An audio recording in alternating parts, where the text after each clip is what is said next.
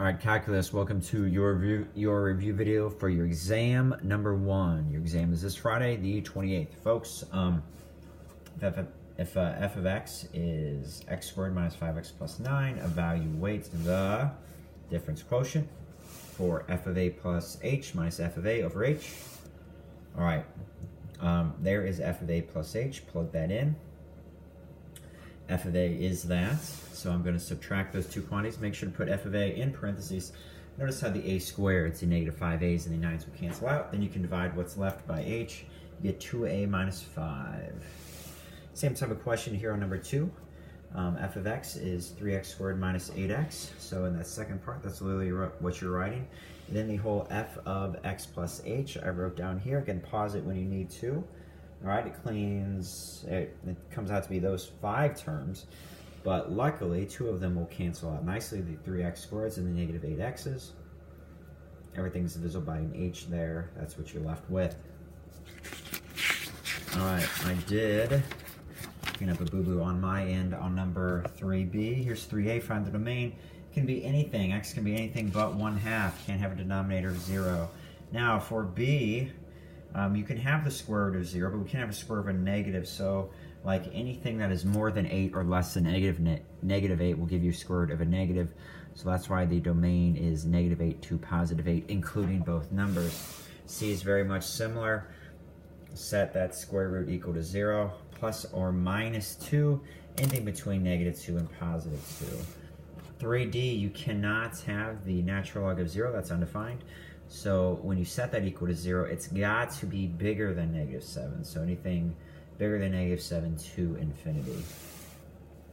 For a, I use the definition and show that f of negative x is not equal to its opposite or the same as f of x. You can also, for this class, you can just plug in negative 2 and then positive 2, which I have both. There. All right, I think we get what? Negative 50. Hopefully I did that right. I don't know if we got a different answer in class. It looks like I have negative 74 and then 54 there. All right. For C, I'm sorry, let's do B first. I plugged in 2 and negative 2, 120, negative 120. Those are opposites, so they're odds. This is a neither. And then just look. We know you can't have both an odd power and an even power and be either an odd or an even. So this one's going to be even. You can have a constant and an even function and everything has an even power. Look at that, you plug negative 2 in, you get 18 and 18. This one right here is neither. You can't have an even than an odd power and for it to be anything. Again, I use the f of negative 3 or positive 3. Just show that you get different values when you plug. You don't get the opposites, you don't get the same. They are complete, no relationship between those values there. All right, number 5, state the domain or range. Sets the inside of the square root equal to 0. Kind of find your boundary of the points. Gosh darn it. One is definitely not right. That's another error. I don't know what I was doing when I made half of this last year. The range is 0 to 4, as we talked about in class. The domain is negative 4 to 4. You can have negative 4, 0, 0. Plug in 0 for x, you get 4 for y. Those are the points. That's how we graph it. All right. That was 5. Let's take a look at 6. Find the inverse. Call that y equals. Then interchange x and y. You're going to multiply, you can call x over 1, but you're just basically multiplying 2y plus 5 times x. I move the y's to the left, factor out the y they have in common, divide by 2x minus 1, call it f inverse of x equals that. On B, say y equals that, interchange x and y, subtract 4, then you're going to square both sides, you're going to add 1, and you're going to divide by 2. That one's not too terrible. C, you already have the y, so call it then x equals, natural log y minus 4, then attach e as the base, e to the x equals y minus 4, add 4 to both sides. So again, that 4 is a little too high there. it's e to the x plus 4. That plus 4 is not an exponent. Call that y equals, then interchange x and y, attach natural log both sides, natural log x equals y plus 4, subtract 3, then divide by 4. There you go. All right, table of values. We've done most of these. We did these in class. That's a horizontal shift 3. So all the x values are getting 3. You're getting 3 added to them. Okay. On B, that's just a vertical stretch, a factor of 2. So all the y values, again, that's your original table values. The x's aren't changing. The y values are now getting doubled. I have then C next. C is a combo. You're going to add 1 to the, again, the horizontal whatever stretches or shifts or whatnot, those are always opposites. You're going to add 1 to all the x values, and then you're going to add 3 to all the y values on C. Then part D, that's a horizontal shrink by a factor of 4, so all the x values are being divided by 4. Nothing's happening with the y's. And then we did 7. Again, we did 7e in class. What you're going to do for 7e is all those y values are going to be decreased by 5, so that's going to be negative 10, negative 7, negative 4, negative 1, 2, and 5. And then that's 1/2, so it's really x over 2, so it's the opposite. You're going to double. You're going to multiply all the x values by 2. So those x values would now be negative 8, negative 4, still 0, 4, 8, and 12. That's how you do E. Okay, expect 2 or 3 of those on your exam. Then a lot of work to be shown on 8. F of x means plug x squared minus 7x in for x in that equation. So you're going to take this function, this equation, and then square it minus 7 times that equation. All right, that's how that simplifies. There's the work there for g of f of x. It's going to be g of x squared minus 7x, so it's going to be 13 minus 6 times that. Break it down. Then f of 13 minus 6x, you're going to square that and then do minus 7 times that function. And then g of x, you're going to do 13 minus 6 times that equation. You can pause this whenever you need to. Number 9, first do g of h of x. All right, and you get that. 5 minus 6x. And then you're going to do f of 5 minus 6x. So then you're going to square it and do 3 times that equation. And it cleans up to be that. Number 10, solve for x. Attach natural log to both sides. Subtract 2, divide by negative 3. Again, switch those because you could have moved the 3x over and subtracted natural log 4 and then divided by positive 3 to also get that. Attach e as a base, then add 5, divide by 2. Not too bad there. On C, attach natural log as the base. X plus 2 comes down as the exponent. You're going to divide both sides by natural log 3 and then subtract 2.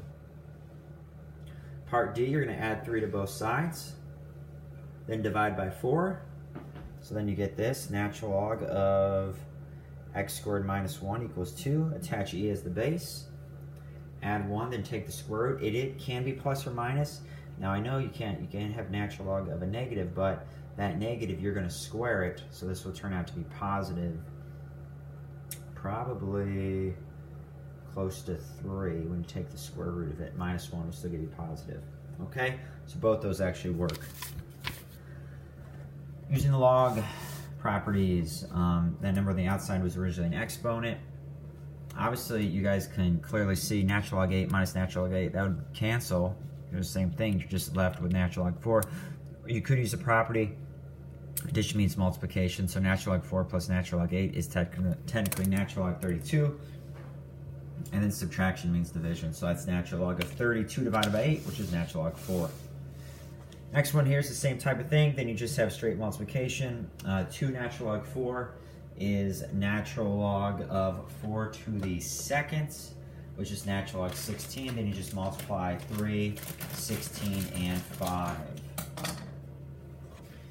All right, this one right here, you're going to multiply the x minus 4x plus 4 as a conjugates, leaving you with x squared minus 16.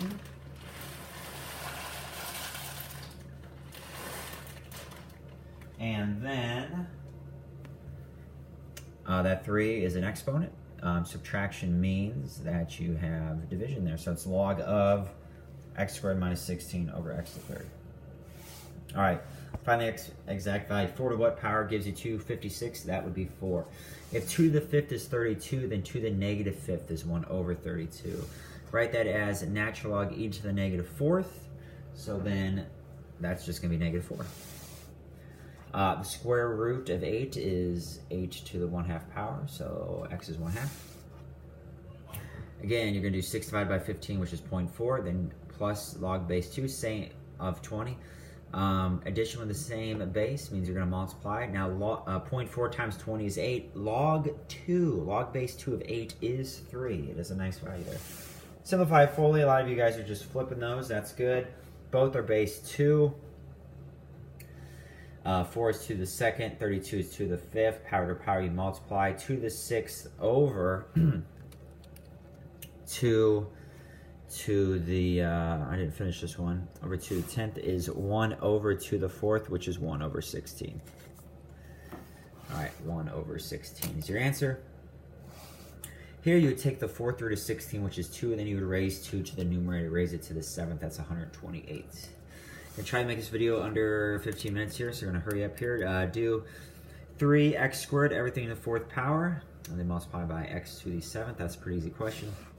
This one right here is also pretty easy. You're going to have 16x to the 12th divided by 8. That's going to be a 2. And then there will be 14 more x's up top. Be careful here. That's going to be x to the 2/3. That comes on out. Taking the cubed root of a square root, so y to the 1st, you're taking the 6th root of that. Just do that imaginary 2 on the outside times 3. Down below, it's just x to the 3/4. Y to the 2/4 is y to the 1/2, and you just subtract. Okay, do 2/3 minus 3/4, do 1/6, either minus 2/4 or minus 1/2. Same thing. Anyway, there's more. X has a higher exponent in the denominator, and so does y. All right, up top you add the exponents. You're going to have x to the 5n minus 3. Then you subtract the exponents, so it's actually going to be 8n minus 7. As an exponent. Some of you just did that on your quiz. No, that's an exponent. Please be careful. All right, last 2 questions. Then you might have to pause this a bunch. We did add number 16 in. Cosine inverse 4/5, that'd be an angle in the first quadrant with the cosine of 4 or 5. So opposite would be 3. That sine of that theta would be 3/5. Sine inverse 1/2, that's in the first quadrant. It's a 30, 60, 90 triangle. Root 3 is the adjacent side. Tangent is opposite over adjacent, so root 3 over 3. Sine inverse, negative in the 4th quadrant.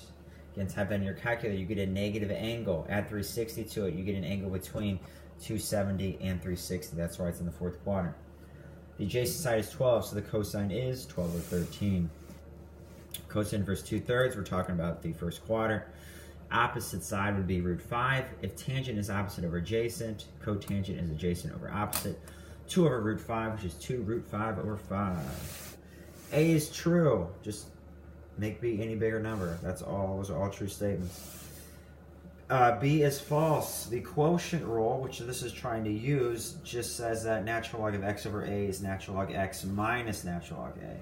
Okay? This one is also false because it doesn't work with the negatives. All right? That's, I think, pretty simple proof there. And lastly, approximate the slope. I'm just going to show you A here. Plug in -2 for x. I don't know why I used parentheses there. You get 28. Then get it real close. -2.01, -1.99. If you plug those in, those are the 2 values you get. So calculate slope twice. Got 30 seconds till we got to be done here. -19.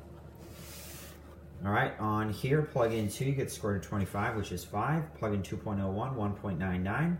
That's what you get. Round it to 4 decimal places at least. Calculate the slope, you get literally 6 for both. That's what your slope is. All right, folks, that is your review video for your exam 1 this Friday. This is Yak Math Videos signing out.